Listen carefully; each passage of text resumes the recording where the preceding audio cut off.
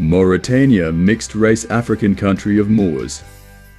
Women are forced-fed and slavery is still alive. Mauritania, formerly the Islamic Republic of Mauritania, is a sovereign country in northwest Africa. It is bordered by the Atlantic Ocean to the western Sahara to the north and northwest Algeria to the northeast, Mali to the east and southeast, and Senegal to the southwest. By land area, Mauritania is the 11th largest country in Africa and 28th largest in the world. 90% of its territory is in the Sahara. Most of its population of some 43 million lives in the temperate south of the country, with roughly a third concentrated in the capital and largest city, Nouakchott. On the Atlantic coast, the official language is Arabic, but they speak other languages like French Wolof and other local languages. Their currency is Mauritanian Ougiem. The economy is primarily based on agriculture, fishing, and mining. The country has a rich cultural heritage influenced by Arab, Berber, and African traditions. Mauritania has a rich and complex history, with various influences shaping its culture and identity. The country's name originates from the ancient Berber kingdom of Mauritania, which dates back to the 3rd century AD. Over the centuries, Arabs, French colonizers, and other groups have left their mark on the region. The Arab conquest in the late 7th century, Arabs under the Umayyad Caliphate brought Islam, Arab culture, and the Arabic language to the area. Mauritania was colonized by France in the early 20th century as part of French West Africa. Mauritania is culturally and politically part of the Arab world, with Arabic as the official language and Islam as the official religion, despite its prevailing Arab identity. Despite an abundance of natural resources, including iron ore and petroleum, Mauritania remains poor, with an economy primarily based on agriculture, livestock, and fishing. The country struggles with a poor human rights record, particularly regarding the perpetuation of slavery. This topic will examine the mixed-race African country of Moors. Women are forced-fed and slavery is still alive. Mauritania is a culturally and ethnically diverse country with a mix of first Arab, Berber, Bedouin, which have a population of 30%. They are primarily of Arab and Berber ancestry.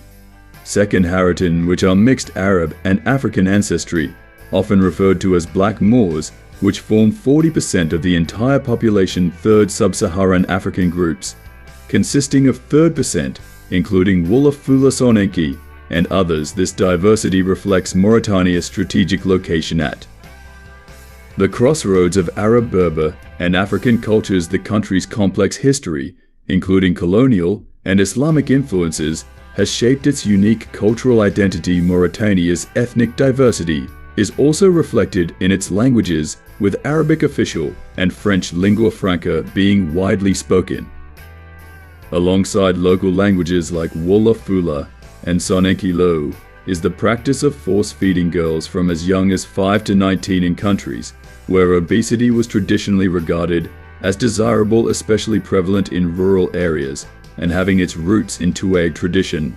Leblo is practiced to increase chances of marriage in a society where high body volume used to be a sign of wealth. The practice occurs in Mauritania. The practice goes back to the 11th century and has been reported to have made a significant comeback in Mauritania after a military junta took over the country in 2008. Leblo, often referred to using the French word gavage in Mauritania, is quite unique and involves an often months-long process during which Mauritanian girls are forced to swallow gallons of milk, couscous, peanut oil, and cups of pure animal fat. An often cited statistic is that Mauritanian girls undergoing the process of Leblo consume 4 times the amount of calories as an adult male bodybuilder, who consumes on average 4,000 calories daily during these months. The child or young girl being fattened consumes on average 14,000 to 16,000 calories daily, while the recommended diet for a healthy 12-year-old girl includes only 1,500 calories. Young girls are often fattened from around the age of 6 or 7 and are coerced using techniques which cause varying degrees of mental and physical anguish if the young girls refuse to consume. The on average 20 liters of milk a day that they are given, they are subjected to toe squeezing, which involves the crushing of the toes using a contraption made of sticks pinched on the skin or even hit. Sources state that the most common reason for families investing in Leblow for their young daughter is to ensure her financial security and good marriage prospects. Gavage is much more common in the poorer and more resource-deficient regions of Mauritania. These regions include the rural Saharan regions of the country, the rural areas along the Senegal River in the Sahelian region, along with the urban areas along the coast. In these regions, families are much more motivated to force-feed their daughters in the effort to draw wealthy suitors. It does not appear, however, that gavaged women have greater wealth or access to resources than their non-gavaged counterparts. The use of pills in the form of steroids to cause weight gain have been widely reported throughout the country. The increasing frequency of droughts has also caused a shortage of cows camels produce and grain used to feed families and or fatten girls. As a result, many families have been forced to sell their livestock because they cannot afford to feed themselves. Many women and young girls have now turned to black market cattle and incredibly dangerous bird steroids to gain weight. Sources state that the most common reason for families investing in Leblow for their young daughter is to ensure her financial security and good marriage prospects. Gavage is much more common in the poorer and more resource-deficient regions of Mauritania. These regions include the rural Saharan regions of the country, the rural areas along the Senegal River in the Sahelian region, along with the urban areas along the coast. In these regions, families are much more motivated to force-feed their daughters in the effort to draw wealthy suitors. It does not appear, however, that gavaged women have greater wealth or access to resources than their non-gavaged counterparts. The use of pills in the form of steroids to cause weight gain have been widely reported throughout the country. The increasing frequency of droughts has also caused a shortage of cows camels produce and grain used to feed families and or fatten girls. As a result, many families have been forced to sell their livestock because they cannot afford to feed themselves. Many women and young girls have now turned to black market cattle and incredibly dangerous bird steroids to gain weight.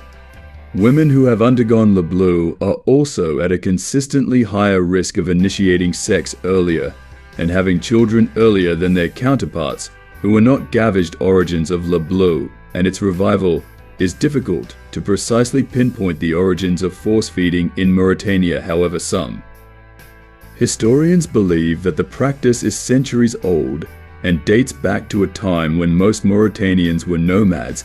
In this nomadic society, obesity was seen as a sign of beauty in women, and the wives of rich men would often not work and sit in tents while black slaves did the hard labor that the desert required. Mauritania is a society that even today is governed by two distinct populations: the light-skinned Moors and the dark-skinned Africans, whose roots are largely sub-Saharan. Mauritanians who identify as Arabs still have the highest rates of Leblow in the country when compared to the nation's minority groups. The 21st century, however, has been a time for the revival of Leblow in Mauritania, as well as a time for reform.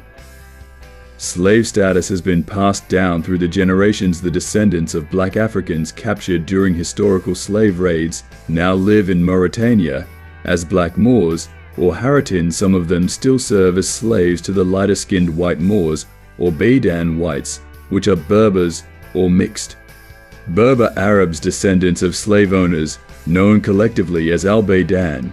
Although slavery also exists among the sub-Saharan part of the population, with some black sub-Saharan Mauritanians owning slaves of the same skin color to them, and some estimates even stating that slavery is currently more widespread in that part of the population in the south of the country. According to the Global Slavery Index, slavery of adults and children in Mauritania primarily takes the form of chattel slavery, meaning that slaves and their descendants are the full property of their master's slaves, may be bought and sold, rented out, and given away as gifts. Slavery in Mauritania is prevalent in both rural and urban areas. but women are reportedly disproportionately affected by slavery. Female slaves usually work within the domestic sphere, caring for children and performing.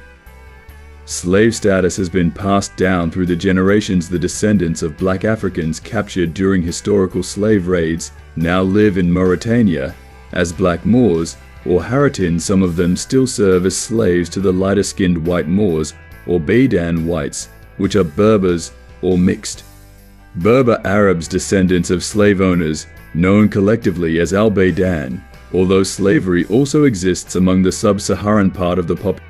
Domestic chores, but may also herd animals, and farm. Female slaves are subject to sexual assault by their masters. Because slave status as matrilineal slaves typically serve the same families that their mothers and grandmothers had served, they usually sleep and eat in the same quarters as the animals of their owning families. In Mauritania, slaves are not restrained by chains, but by economic and psychological factors. They are denied education in secular fields that provide job skills and are taught that questioning slavery is tantamount to questioning Islam. There is also a gray area, or a continuum, between slavery and freedom in Mauritania, also called the vestiges of slavery, in which sharecroppers and workers are exploited by Baidan landowners and bosses. According to Ahmed Val Uddin of Mauritanian Human Rights Watch, slaves tend to develop very close relations with their masters. The freed ones, who are poor and have inherited nothing from their parents, chose to remain under the auspices of their ex-masters, as they provide them with basic necessities of life. Child labor is a significant issue in Mauritania, affecting nearly 2,416 children aged 5 to 17, which is about 376 of this age group. These children are exposed to hazardous working conditions, with 263 of them working in harmful environments. The prevalence of child labor is higher in rural areas at 45% compared to 27% in urban areas. Several factors contribute to the persistence of child labor in Mauritania. These include poverty. Many families rely on their children to supplement their income. Lack of access to education. Children, especially those from marginalized communities, face barriers in accessing education, making them more vulnerable to child labor. Cultural practices. Traditional practices such as hereditary slavery perpetuate child labor. Addressing child labor in Mauritania requires a multifaceted approach that involves government, civil society, and international organizations working together to address the root causes of this complex issue. In conclusion, the country has a complex culture leading to its diverse practices. Thanks for watching. Please do like and subscribe for more.